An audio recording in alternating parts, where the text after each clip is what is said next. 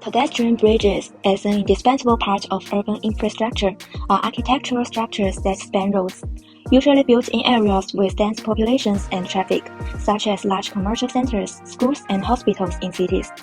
They achieve the separation of pedestrians and vehicles, avoiding direct collisions between people and cars, ensuring the pedestrian safety and providing more space for vehicles to improve traffic flow and alleviate congestion. The construction of pedestrian bridges in China between 1960s and 1970s. Early pedestrian bridges primarily carried relatively light loads, such as pedestrians and bicycles, with both their structure and form being quite simple, emphasizing practicality. For example, the first pedestrian bridge built in Beijing in 1982 at Xidan aimed to improve the traffic conditions along Xidan North Street, a major thoroughfare at the time.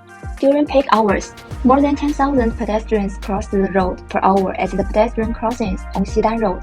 Due to the lack of a barrier in the middle of Xidan North Street, accidents were common where pedestrians, bicycles, and vehicles converged. This pedestrian bridge resolved the conflict between pedestrians crossing the road and passing vehicles on this bustling street. As society modernized, the construction of pedestrian bridges also placed greater emphasis on humanistic care.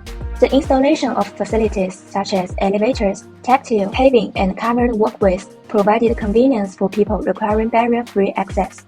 Furthermore, pedestrian bridges serve to connect and integrate surrounding environments, breaking through existing neighborhood boundaries to promote martial development.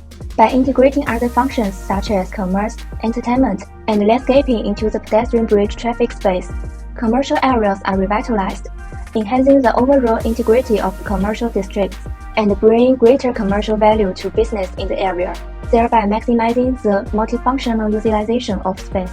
The first privately built enclosed pedestrian bridge in Hong Kong was constructed in 1965 on Das Bergs Road Central.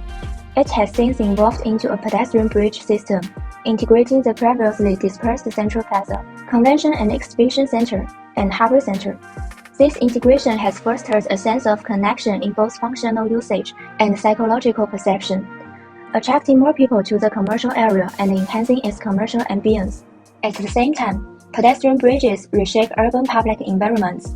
They are often combined with squares, green spaces, and walking trails, extending urban leisure spaces. This effect can be reflected most in Hong Kong, a city known for its scarcity of land, where citizens often gather on the elevated walkways near Chater Garden for chatting and playing chess on holidays. The design of the canopy also creates a weatherproof and comfortable environment for citizens' activities. At this time, the pedestrian bridge seems to transcend its original purpose, revitalizing traditional street life in another form.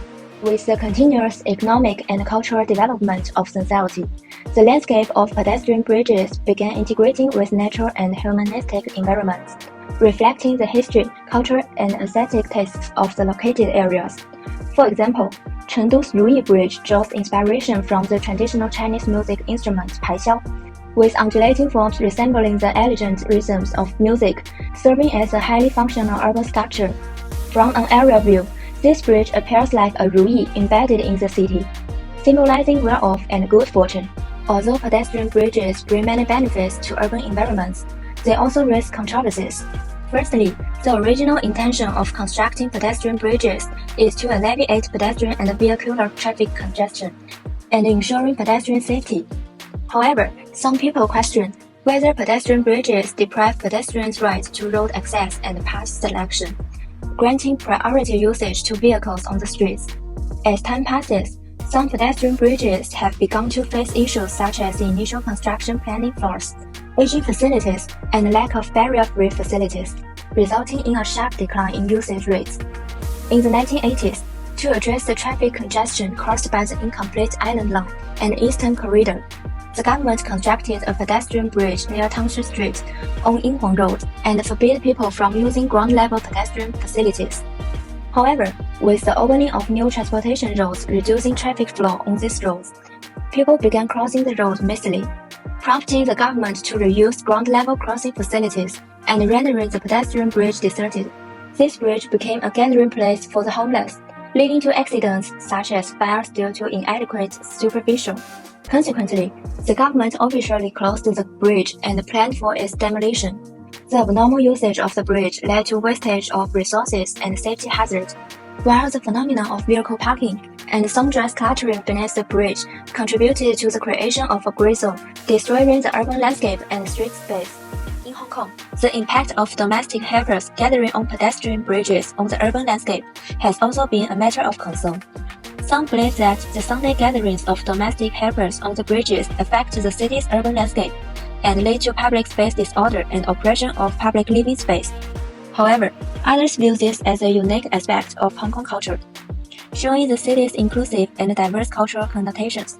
The pedestrian bridge on Mongkok Road, originally constructed with a wider deck due to overly optimistic traffic balloon projections, now sees sparse pedestrian traffic, leading many domestic helpers to gather there on weekends.